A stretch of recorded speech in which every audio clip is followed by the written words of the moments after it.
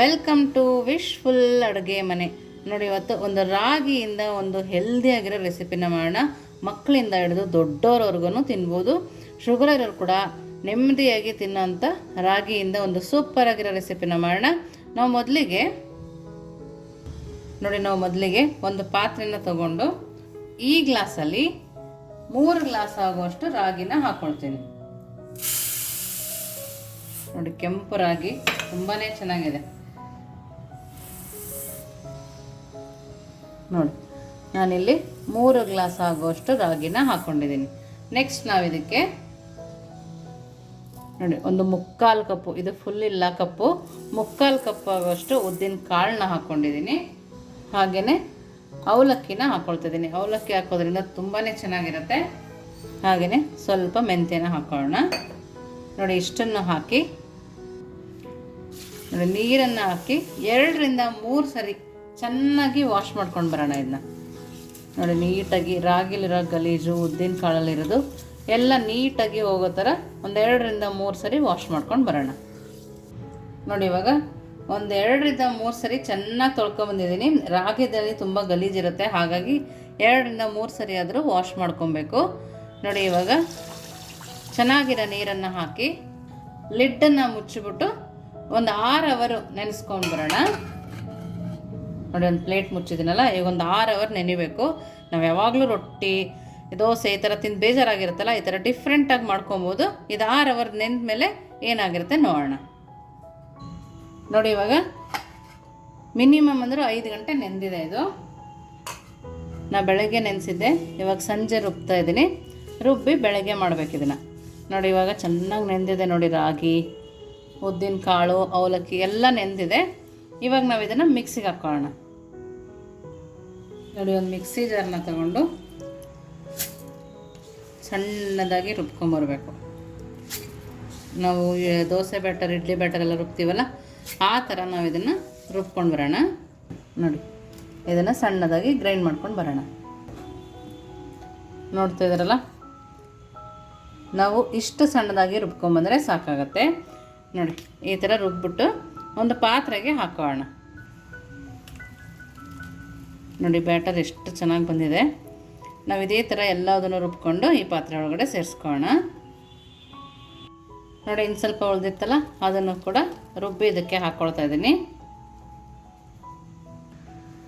ನೋಡಿ, ಅದೇ ಮಿಕ್ಸಿಗೆ ಜಾರಿಗೆ ಸ್ವಲ್ಪ ನೀರನ್ನು ಹಾಕಿ ಹಾಕ್ಕೊಳ್ತಾ ಇದ್ದೀನಿ. ಜಾಸ್ತಿ ನೀರನ್ನು ಹಾಕಿಲ್ಲ. ನೋಡಿ, ನಾನು ಇವಾಗಲೇ ರುಚಿಗೆ ತಕ್ಕಷ್ಟು ಉಪ್ಪನ್ನು ಹಾಕ್ಕೊಳ್ತಾ ಇದ್ದೀನಿ.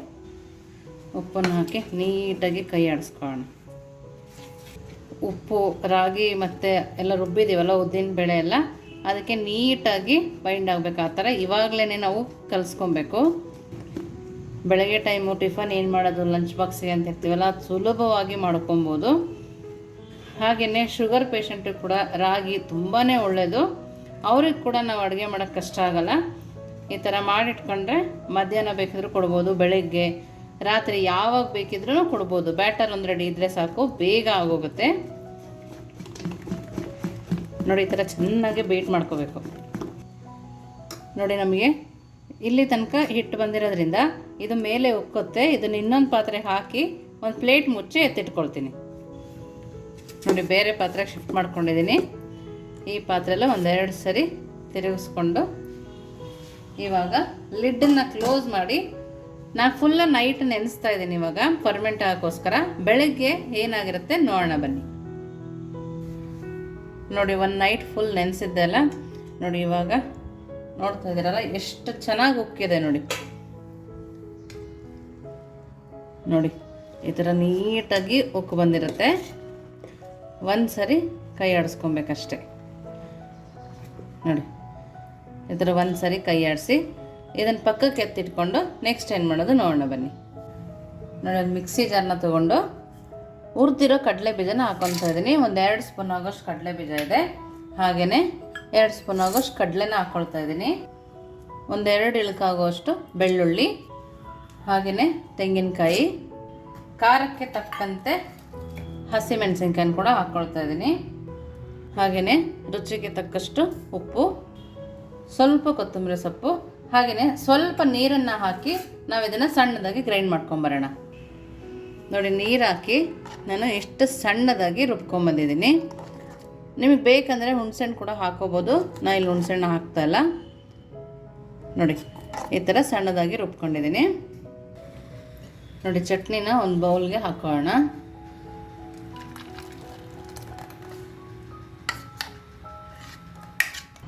ಇವಾಗ ಇದಕ್ಕೆ ನೋಡಿ ಈ ಥರ ಮಾಡಿಟ್ಕೊಂಡಿರೋ ಎಣ್ಣೆ, ಸಾಸಿವೆ, ಉದ್ದಿನಬೇಳೆ, ಕರಿಬೇವಿನ ಸೊಪ್ಪು ಹಾಕಿ ಒಗ್ಗರಣೆನ ಕೊಟ್ಕೊಬಿಡೋಣ. ನೋಡಿ ಇವಾಗ ನೆಕ್ಸ್ಟ್ ಏನು ಮಾಡೋದು ನೋಡೋಣ ಬನ್ನಿ. ನೋಡಿ ಇವಾಗ ಇಡ್ಲಿ ಪ್ಲೇಟ್ನ ತಗೊಂಡು ಸ್ವಲ್ಪನೇ ಎಣ್ಣೆನ ಸರೋಕೊಳ್ತಾ ಇದ್ದೀನಿ. ಜಾಸ್ತಿ ಸರೋಕೊಳ್ಳೋದು ಬೇಕಾಗಲ್ಲ, ಸ್ವಲ್ಪ ಸರೋದ್ರೆ ಸಾಕಾಗತ್ತೆ. ನೋಡಿ ರಾಗಿ ಇಡ್ಲಿ ಬ್ಯಾಟರ್ನ ರೆಡಿ ಮಾಡ್ಕೊಂಡಿದ್ವಲ್ಲ, ಒಂದೊಂದೇ ಸೌಟಾಗಿ ತಗೊಂಡು ಹಾಕೋಬೇಕು. ನೋಡಿ ಈ ಥರ. ನೀವು ಇದಕ್ಕೆ ಕ್ಯಾರೆಟ್ ಬೇಕಿದ್ರೂ ಹಾಕೋಬೋದು. ನೋಡಿ ಶುಗರ್ ಇರೋರಿಗೆ ಕೂಡ ಈಸಿಯಾಗಿ ಮಾಡ್ಕೊಡ್ಬೋದು. ಏನು ಮಾಡ್ಕೊಡೋದು ಅಂತ ಅನ್ನೋದಕ್ಕಿಂತ, ಬರೀ ಮುದ್ದೆ ರೊಟ್ಟಿ ಮಾಡೋದಕ್ಕಿಂತ ಈ ಥರ ಇಡ್ಲಿ ಮಾಡಿಕೊಟ್ಟಾಗ ಸೂಪರಾಗಿರುತ್ತೆ, ಅವರಿಗೂ ಖುಷಿಯಾಗತ್ತೆ. ನೋಡಿ ಈ ಥರ. ನಾನು ಪಕ್ಕದಲ್ಲಿ ನೀರನ್ನು ಕೂಡ ಬಿಸಿ ಮಾಡೋಕ್ಕೆ ಇಟ್ಕೊಂಡಿದ್ದೆ. ಅದರೊಳಗಡೆ ನಾವೀಗ ಇದನ್ನು ಇಟ್ಕೊಳ್ಳೋಣ. ನೋಡಿ ನಾನಿಲ್ಲಿ ನೀರನ್ನು ಬಿಸಿಯಾಗಿ ಇಟ್ಕೊಂಡಿದ್ನಲ್ಲ, ನೋಡಿ ಚೆನ್ನಾಗಿ ಬಿಸಿಯಾಗಿದೆ ನೀರು. ನೀರು ಚೆನ್ನಾಗಿ ಬಿಸಿ ಆದ್ರೇ ನಮ್ಮ ಇಡ್ಲಿ ಚೆನ್ನಾಗಿ ಬರೋದು. ನೋಡಿ ಇದರೊಳಗಡೆ ಇಟ್ಕೊಳ್ಳೋಣ. ನೀವು ಮಕ್ಳಿಗೆ ಮಾಡ್ಕೊಡ್ತೀರಾ ಅಂದರೆ ಸಣ್ಣ ಪ್ಲೇಟ್ ಬರುತ್ತಲ್ಲ ಪುಟ್ಟ ಆಣಿ ಇಡ್ಲಿದು, ಅದರಲ್ಲಿ ಕೂಡ ಮಾಡ್ಕೊಡ್ಬೋದು.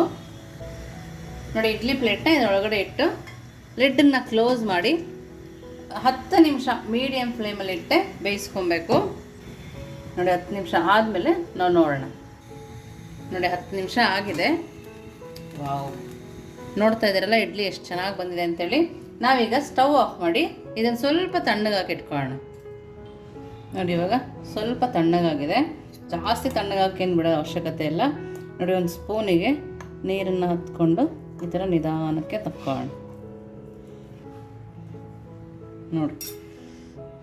ನೋಡ್ತಾ ಇದ್ದೀರಲ್ಲ ಎಷ್ಟು ಚೆನ್ನಾಗಿ ಬಂದಿದೆ ನೋಡಿ. ಈ ಇಡ್ಲಿ ಒಂದು ಸರಿ ತಿನ್ನೋಕ್ಕೆ ಸ್ಟಾರ್ಟ್ ಮಾಡಿದರೆ ಮಾಮೂಲು ಇಡ್ಲಿನೂ ಬಿಟ್ಬಿಡ್ತೀರಾ, ಅಕ್ಕಿ ಇಡ್ಲಿನೂ ಬಿಟ್ಬಿಡ್ತೀರಾ, ಅಷ್ಟು ಚೆನ್ನಾಗಿರುತ್ತೆ ಇಡ್ಲಿ. ನೋಡಿ ಎಲ್ಲದನ್ನು ಇದೇ ಥರ ತಕ್ಕೊಳ್ಳೋಣ. ನೋಡಿ ಎಲ್ಲ ಇಡ್ಲಿನೂ ರೆಡಿ ಇದೆ. ನೋಡಿ ಒಂದೊಂದು ಇಡ್ಲಿನೂ ಎಷ್ಟು ಸಾಫ್ಟಾಗಿದೆ ನೋಡಿ, ತುಂಬ ಅಂದರೆ ತುಂಬ ಸಾಫ್ಟಾಗಿದೆ. ನೋಡಿ ಈ ಥರ ಎಲ್ಲ ಇಡ್ಲಿನೂ ಒಂದೇ ಸಲ ಮಾಡಿಕೊಂಡು ನಾವು ಸರ್ವ್ ಮಾಡ್ಬೋದು. ನೋಡಿ ಪ್ಲೇಟಿಗೆ 2 ಇಡ್ಲಿನ ಹಾಕ್ಕೊಂಡು ನಾವು ಮಾಡಿದ್ವಲ್ಲ ಚಟ್ನಿ, ಅದನ್ನು ಇದ್ರ ಮೇಲೆ ಹಾಕ್ಕೊಳ್ಳೋಣ. ನಿಮ್ಗೆ ಎಷ್ಟು ಬೇಕೋ ಅಷ್ಟು ಚಟ್ನಿನ ಹಾಕ್ಕೊಂಡು ತಿನ್ಬೋದು. ನೋಡ್ತಾ ಇದ್ದೀರಲ್ಲ ಎಷ್ಟು ಚೆನ್ನಾಗಿ ಕಾಣಿಸ್ತದೆ ನೋಡಿ. ಟೇಸ್ಟ್ ಕೂಡ ನೋಡಿ, ಚಟ್ನಿ ಸ್ಮೆಲ್ಲು ಸೂಪರಾಗಿ ಬರ್ತಾಯಿದೆ, ಇಡ್ಲಿ ಸ್ಮೆಲ್ಲು ಹಾಗೆ ಬರ್ತಾಯಿದೆ, ತುಂಬ ಚೆನ್ನಾಗಿದೆ. ನಿಜವಾಗ್ಲೂ ಒಂದು ಸರಿ ನೀವು ಈ ರಾಗಿ ಇಡ್ಲಿನ ತಿಂದರೆ ಇನ್ನೊಂದು ಸರಿ ಅಕ್ಕಿ ಇಡ್ಲಿ ತಿನ್ನಲ್ಲ, ಅಷ್ಟು ಚೆನ್ನಾಗಿದೆ. ನೀವು ಒಂದು ಸರಿ ಮಾಡಿ ಹೇಗಿತ್ತು ಅಂತ ವಿಶ್ಫುಲ್ ಅಡುಗೆ ಮನೆಗೆ ಕಮೆಂಟ್ ಮೂಲಕ ತಿಳಿಸೋದನ್ನು ಮರಿಬೇಡಿ. ನೀವು ಇನ್ನೂ ನಮ್ಮ ಚಾನಲ್ ಲೈಕ್ ಮಾಡಿಲ್ಲ ಅಂದರೆ ಲೈಕ್ ಮಾಡಿ, ಶೇರ್ ಮಾಡಿ, ಸಬ್ಸ್ಕ್ರೈಬ್ ಮಾಡಿ ವಿಶ್ಫುಲ್ ಅಡುಗೆ ಮನೆಗೆ. Thank you.